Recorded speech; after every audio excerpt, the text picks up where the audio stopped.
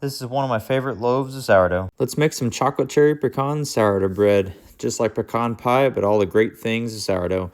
First thing you're going to do is going to get your scald ingredients all together. That's also going to include your espresso powder mix. So you're going to take 30 grams of cocoa powder and mix it in with 60 grams of water. This is for a 10 batch of loaves right here, so I'll have all the ingredients in the description. You're going to just mix it all together until it all comes gelled together. For my espresso, I'm just using a jar of espresso powder and mixing based on the instructions. For this, it's like 6 ounces of boiling water and then a heavy teaspoon of espresso powder. Once all those are cooling, we're going to get all our water and everything else mixed together. I'm using 85-degree water. It's slightly cooler where I'm at. Obviously, these amounts are for a 10 batch, so just go by one. Don't need as much as I'm using. We're going to mix all your water and your starter together. I fed that starter night before at a 1-10-10 ratio. That was roughly about 1,000 grams of starter into this mixture. I like to dissolve my starter into the water. And once your scald ingredients have cooled sufficiently, because you don't want 130, 140 degree scald ingredients going into this mixture, you're going to end up killing your starter. So mix it all together until the water turns chocolatey colored. Now we're going to add in all our dry ingredients at once. It's going to be our bread flour, whole wheat flour, salt, and then sugar. I found that mixing the salt in ahead of time just saves me some steps, and I haven't noticed any difference. So I just like to mix it part of the way in the beginning, start to get it dissolved, and then mix all the rest in. This will take about 5 to 10 minutes of hand kneading just because I'm not using a mixer, and that's about how long you'll spend on a mixer to mix all this together. For this amount of dough, you'd honestly need about a 20-30 quart mixer to actually effectively mix this together. So hand mixing, I just throw it all into the same bus tub I end up doing the folds in. Once I've gotten it shaggy and combined, there's no dry bits of flour left, I'll scrape off the container and then top it with the lid. We're going to let it rest for 30 minutes. At a dough temp of 78 to 80 degrees, I shoot for a bulk fermentation time of roughly 4 hours or so, depending on the dough. If it seems to be speeding along too quick, I'll cut it at 3.5. Sometimes I'll let it go to 4.5. Just kind of have to go by how the dough looks. This first set of folds, it's still going to be pretty slack. The autolyse has helped a little bit, but it's still going to be pretty slack overall. So I tend to do quite a bit of folds on this. Just kind of pick it up and throw it over itself. After doing those stretch and folds initially, it'll start to come together and stay together. Once it hits that point, I'll let it rest in another 30 minutes. Before we add our inclusions, I like to do 2 rounds of folds.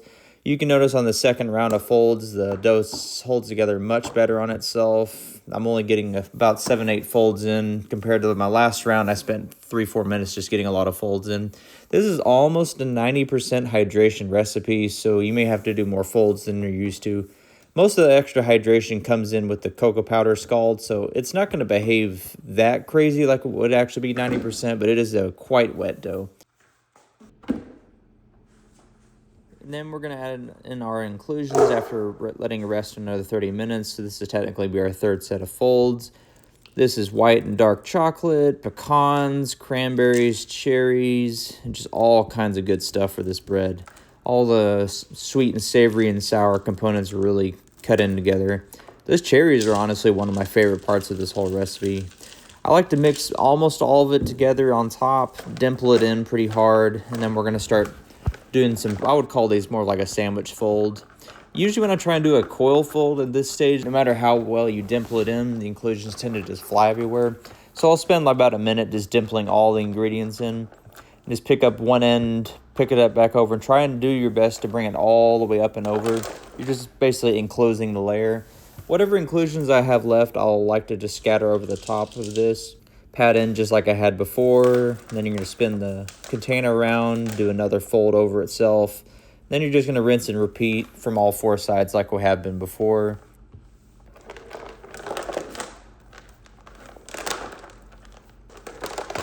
If you ever start folding this dough and it starts to rip and tear on you, just go a little easier on it. I get to a point usually when I'm to do that 4th or 5th fold that I kind of just quit and let it rest. As you can notice now, it's starting to hold its shape really well in the bin. We're going to do one more round of folds on this 4. The more folds you do, this will even out your crumb, but it'll also more evenly distribute the inclusions. That way you don't have like giant pockets of inclusion and then big voids of nothing.